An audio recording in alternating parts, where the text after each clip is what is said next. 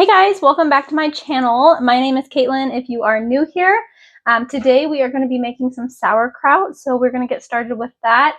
My little dude on the back here just fell asleep, so I'm going to go try to transfer him into his crib and see if I can make some sauerkraut baby and toddler free. Let's get to it. When I try something new like this, I always try to make it so my kids are occupied with something else. I find it decreases the overwhelm I feel when trying something new. I always do some work time while my youngest goes down for his first nap, so I let my oldest have his tablet time. This allows me to get some editing done, or on days like this, get some cooking or gardening done. I've noticed when trying new things like this, it often doesn't take as much time as I think it does, and it isn't as hard as I originally thought. For instance, when I made yogurt for the first time, it seemed like such a big undertaking, and now that I've done it multiple times, it really is no big deal, and it only takes about 15 minutes of hands-on time. The same thing goes for making this sauerkraut. Once I make it and feel more comfortable with the process, it will be just like cooking anything else, and I won't feel as overwhelmed. Surprise! That was a fail. So we are on to making some sauerkraut still, because I still have stuff to do. So I'm going to put him on the back here, because he hasn't taken a nap, and he's still cranky, and he likes to get in the way. Alright, so let's talk sauerkraut. The first thing I'm going to do is just take off the outer 2 leaves, and if there's any yucky leaves, take those off too. And you're going to want to save these 2 leaves, and we'll use them at the end. Although you can get fancy, since this is your first time making sauerkraut, we're just going to use 2 ingredients, cabbage and kosher salt. And then you're also going to need something to put your sauerkraut into. Mason jars are perfect for this. I used quart-sized jars for mine, and I needed 2 of them for 1 cabbage, but I think a half-gallon mason jar would be perfect.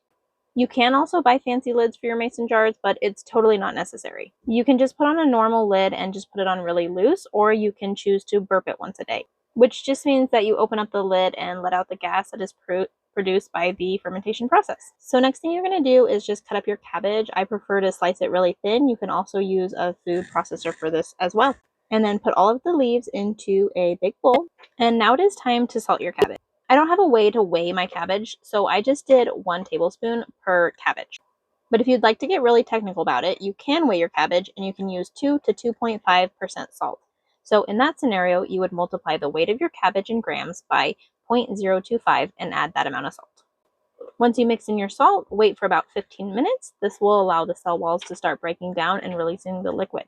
After waiting 15 minutes, it's time to start massaging your cabbage. Along with the salt, this is going to help the cabbage release all of the liquid. You need enough liquid to cover your cabbage completely. This will keep the cabbage in an anaerobic environment, and it is what keeps your cabbage from molding while it is out at room temperature for 2 to 3 weeks. I ended up doing this for about 5 minutes, but I probably could have done it longer because I didn't have enough liquid. Once your cabbage is really broken down and you have a lot of liquid, it is time to pack your cabbage into your mason jar.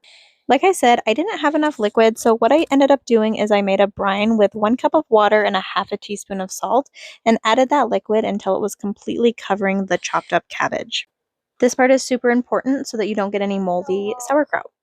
Once all of your cabbage is in your jars, then you really want to pack it down and make sure the liquid is covering it. Make sure all those little loose leaves are well below the waterline.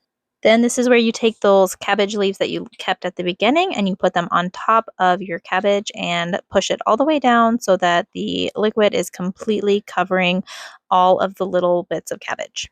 Here's where I'm adding that brine so that the cabbage is covered. Like I said, I probably could have just massaged it longer and gotten more liquid to come out and not had to make the brine, but here we are. Now I'm just putting the lids on super loose so that the gas can be released, and it's just time to put it in a cool, dark space for the next 2 to 3 weeks. I recommend checking your sauerkraut after about a week. It depends on your room temperature, so just check it and see how it's going. It's supposed to be pretty obvious if something has gone wrong, so just check for any molding or any foul smells. Otherwise, you're off the hook for the next 2 to 3 weeks. If you enjoy content like this, please give me a like and a follow, and thanks so much for watching.